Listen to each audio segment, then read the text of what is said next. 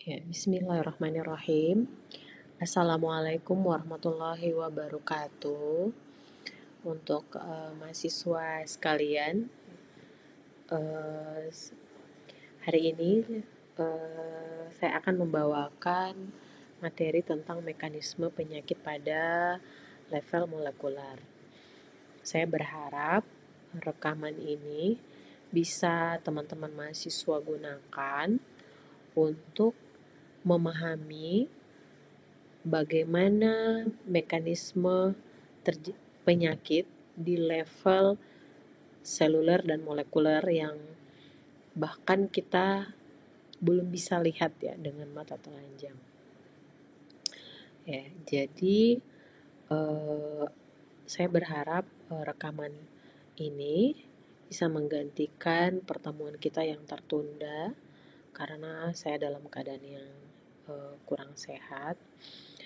Jadi saya langsung dengan pertama pendahuluan pentingnya pemahaman molekuler dalam penyakit.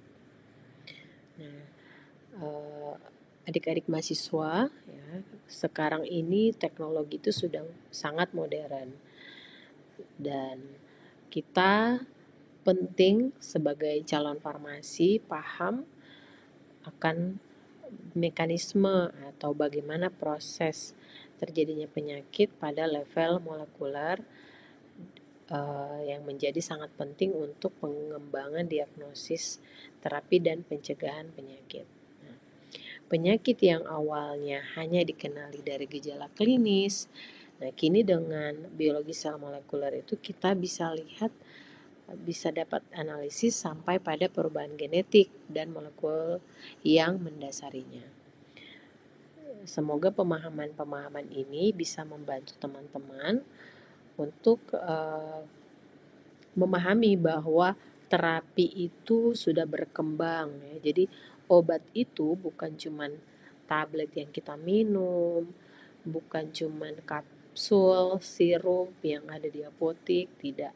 Tetapi ada yang namanya terapi yang lebih sesuai dengan genetika kita, yang lebih personal, dan itu dikatakan pengobatan berdasarkan genetika. Nah, sebelum kita memahami lebih dalam tentang pengobatan berdasarkan genetika, teman-teman harus memahami dulu bahwa ada penyakit-penyakit yang terjadi pada manusia atau pada makhluk lainnya akibat adanya mutasi genetika. Nah, kita harus kembali lagi, kita harus paham apa itu mutasi genetika. Nah, mutasi genetika itu ada perubahan pada urutan DNA. Ya. Kembali lagi flashback, teman-teman ingat di saat kita belajar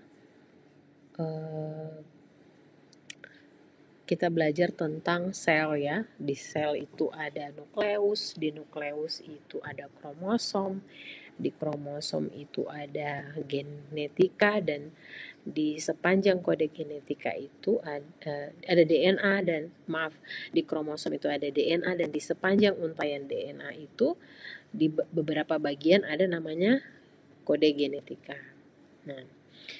Nah, ketika urutan DNA di situ ada yang berubah ya, atau ada yang tidak berfungsi ya, sehingga itu menyebabkan penyakit ya.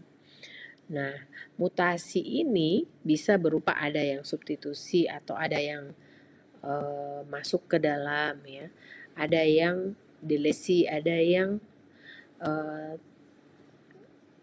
terdelete ya, atau yang terhapus ya. Ada insersi, ada yang masuk sengaja dimasukkan. Kalau disubstitusi digantikan ya. Terdelesi itu artinya terhapus. Insersi ada yang masuk gitu. Ada yang bertambah atau duplikasi, atau ada yang double jadinya bahasa DNA-nya. Maka kalau terjadi di mutasi di DNA, kita ingat lagi transkripsi dan translasi. Nah, kalau terjadi mutasi DNA berarti terakhir kodonnya akan membentuk protein-protein yang lain ya, ada yang berubah ya, jadi menjadi memberikan kode protein penting yang menyebabkan kelainan fungsi ya, atau jadi tidak normal ya. Contoh, ada penyakit akibat mutasi genetik, ada namanya cystic fibrosis ya, di mana disebabkan oleh mutasi pada gen CFTR ya. Itu contohnya. Berikut jenis-jenis mutasi. Nah, jenis-jenis mutasi ada apa saja ya? Contoh satu, ada mutasi missense. Mutasi missense ini adalah mutasi yang terjadi perubahan pada satu asam amino. Contoh penyakit anemia sel sambit. Kita lihat dulu di samping ini ya. Missense mutation atau perubahan komponen basah ya. Yang seharusnya di sini ya, di sini ada beberapa kelompok kodon kemudian ditransfer menjadi beberapa bentuk protein ya, MET, GLY, ALA, Nah, ketika yang seharusnya TTA ya, jadi timin-timin adenin untuk membentuk ini ya, ternyata yang terbentuk ada miss ya, ada transfesion, ada yang berubah jadi TTT ya, sehingga genetika ini berubah dan merubah protein yang dihasilkan ya, seperti itu. Jadi protein yang dihasilkan ini jadi protein yang tidak normal ya. Contoh ini terjadi pada penyakit anemia sel sambit. Kedua, mutasi nonsense. Mutasi nonsense, contoh di DNA level itu ada ATC. Jadi contoh kayak ini juga nih. Cuman dia berubah ya, ada yang langsung berubah jadi codon stop ya, sehingga menyebabkan prematur ya, karena proteinnya itu terpotong. Jadi yang harusnya belum harus stop, dia sudah membentuk ATC atau UAG yang memberikan sinyal untuk stop. Ya, jadi ketika terbentuk codon stop, ini kodonnya. Kodon terbentuk, perintah codon stop dalam hal ini contohnya ATG, UAG, itu perintahnya adalah stop. Jadi terputus, yang harusnya masih lanjut nih dia terputus. Ketiga, mutasi frame shift. Itu ada perubahan pembacaan kode genetik yang menggeser frame pembacaan, dan ini sangat merusak protein ya. Itu. Kemudian untuk dampak mutasi-mutasi ini ada yang ringan sampai fatal ya, tergantung pada gen mana ya. Jadi tergantung pada gen ini, gen mana yang terkena. Misalkan gen yang ada di sel-sel ginjal. Nah, itu kan sangat mempengaruhi kerja ginjal. Nah, kerja ginjal kita kan memfiltrasi, mereabsorpsi, ya, mengekskresi. Ya. Kalau ada sel-sel di ginjal yang gennya berubah, maka tentu kerja ginjal kita akan berubah. Atau terjadi mutasi gen di payudara misalnya. Maaf ya, jadi terjadi CA mamae. Maka hal ini bisa mengganggu atau membentuk sel yang tidak sehat. Nah, karena kita sudah membahas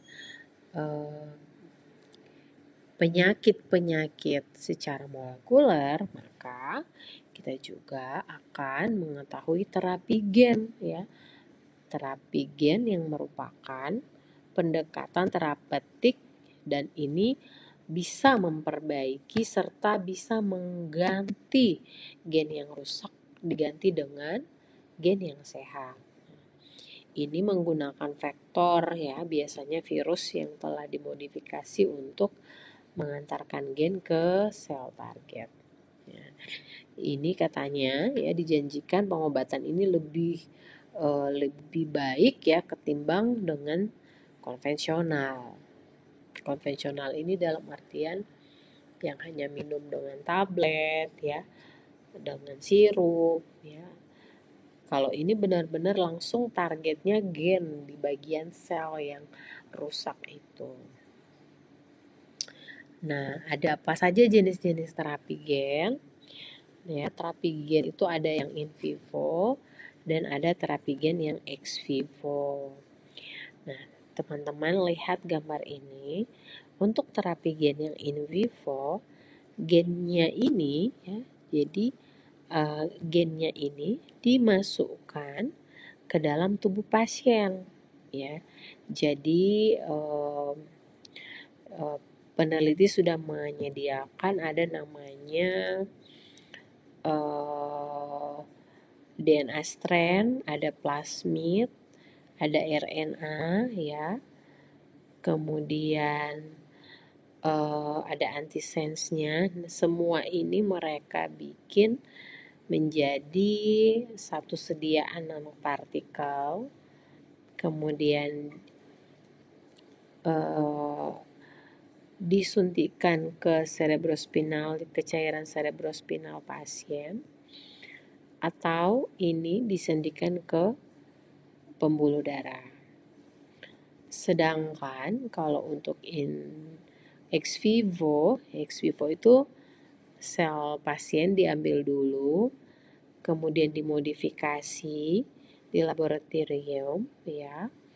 Kemudian sel ini diperbaiki lalu kembali disuntikan kepada pasien.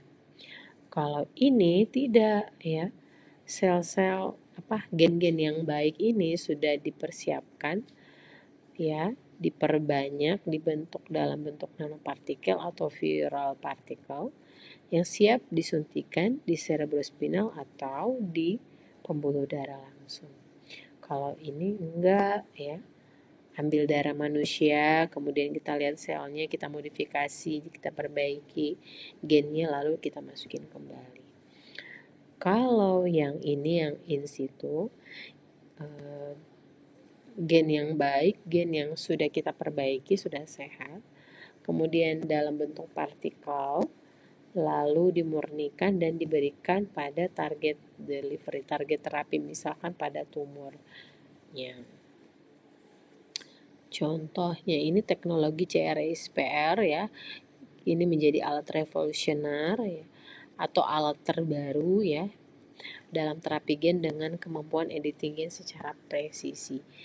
Secara presisi itu apa? Artinya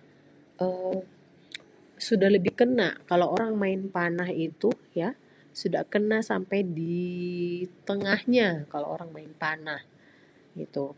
Kalau yang tidak presisi itu misalnya kita mau tembak tengahnya panah, tapi yang kena malah di samping-sampingnya, itu nggak presisi. Jadi yang presisi itu artinya sesuai dengan tepat sasaran ya, lebih tepat sasaran. Nah, ini ilustrasi yang lain ya dari segi in vivo dan ex vivo.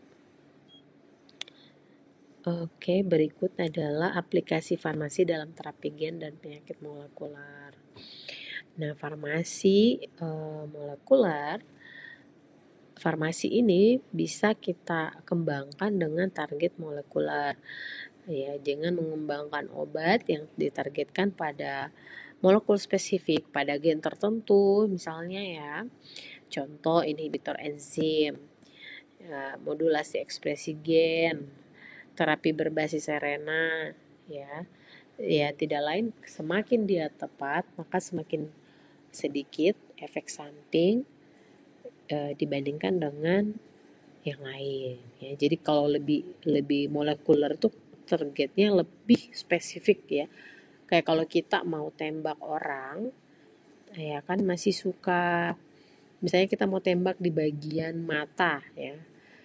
Nah, kadang itu masih suka kena di tempat lain, ternyata kena di dagu lah, kena di leher lah. Nah, tidak.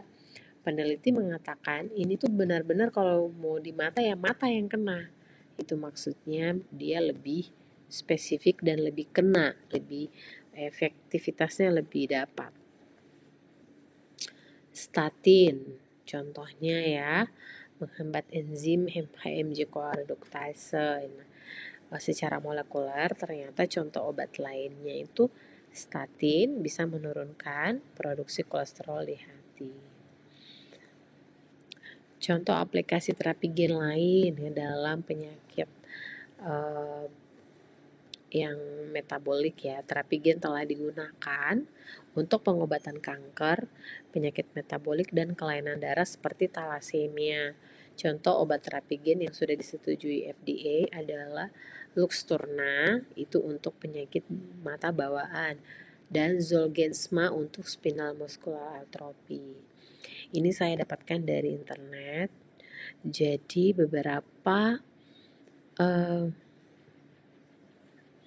beberapa sediaan ya yang sudah dirancang dengan gen ya, gen yang diharapkan ya, dan diperbanyak lalu dimurnikan, dibuat dalam sediaan suntik injeksi yang sudah steril, kemudian ditransdusikan kornea sehingga secara genetika diperbaiki gen-gen mata yang rusak agar retinanya menjadi lebih baik lagi.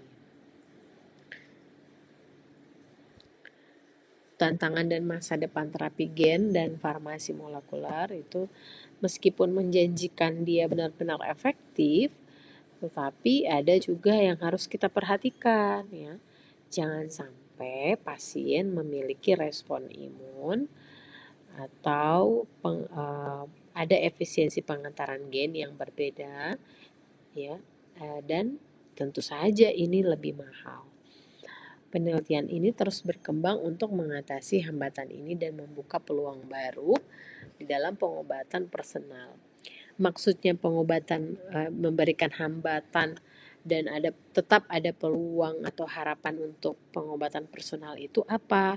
Maksudnya adalah meskipun banyak tantangannya, tapi ini bisa menjanjikan untuk pengobatan yang lebih spesifik ya, lebih sesuai dengan keluhan pasien karena kita gennya berbeda-beda. Nah, kalau pengobatan berdasarkan gen kita berarti lebih spesifik sesuai dengan keadaan pasien itu ya, karena setiap pasien itu berbeda-beda. Ya, kita tinggal memperhatikan bagaimana respon imunnya, apakah dia menerima dengan baik ya, atau jangan-jangan tubuhnya menolak sehingga tubuhnya respon imunnya terlalu berlebihan sehingga begitu disuntikan malah terjadi ruam ya, gatal-gatal misalnya, atau terjadi penolakan. Nah, kemudian efisiensi pengantaran gen orang juga beda-beda ya. Nah, contoh terapi gen yang ada nih yang kita bisa lihat gambarnya ini, insulin ya untuk pasien-pasien diabetes. Nah, farmasi molekuler dengan adanya ini kita mulai masuk di farmasi molekuler. Ini membantu kita, ini merupakan farmasi molekuler merupakan cabang ilmu yang mempelajari bagaimana sih mekanisme kerja obat secara molekuler ya, termasuk interaksi antara obat, target biologis, seperti protein, enzim, reseptor, atau gen. Tujuannya ya supaya kita dapat mempengaruhi proses biologi secara spesifik dan merancang terapi yang lebih efektif, lebih selektif ya, serta memiliki efek samping yang minimal. Maksudnya apa? Kalau kita sakit, misalkan ada pasien A itu respon biologisnya berbeda dengan pasien B. Meskipun dengan diagnosa yang sama, tapi responnya akan berbeda ya.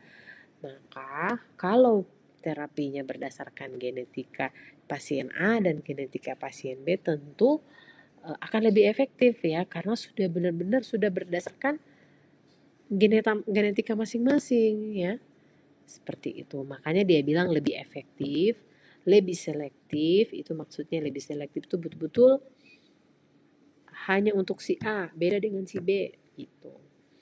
Dalam konteks ini, konsep obat target molekuler itu menjadi sangat penting ya. Karena obat ini bisa kita buat supaya langsung targetnya itu tepat, lebih tepat ya, dan sesuai dengan penyakit dari pasien. Seperti protein yang terlibat dalam proliferasi sel kanker atau enzim yang rusak akibat mutasi genetik.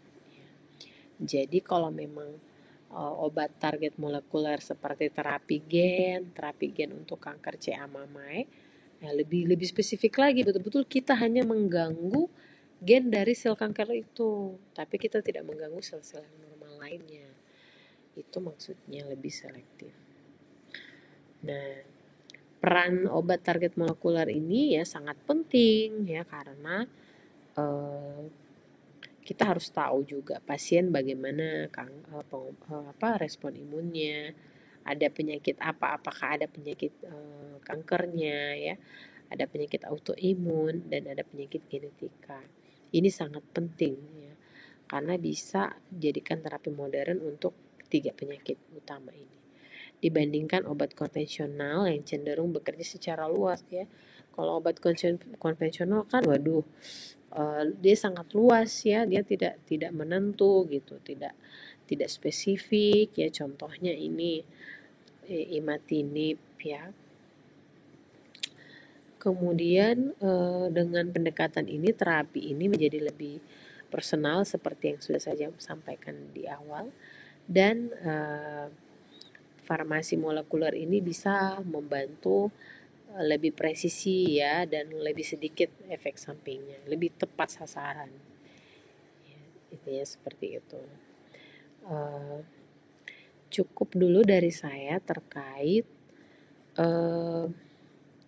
mekanisme penyakit pada level molekuler ya, dan terapi gen, pendekatan konsep dan pendekatannya. Semoga teman-teman bisa memahami. Nah, pada kali ini mohon untuk membuat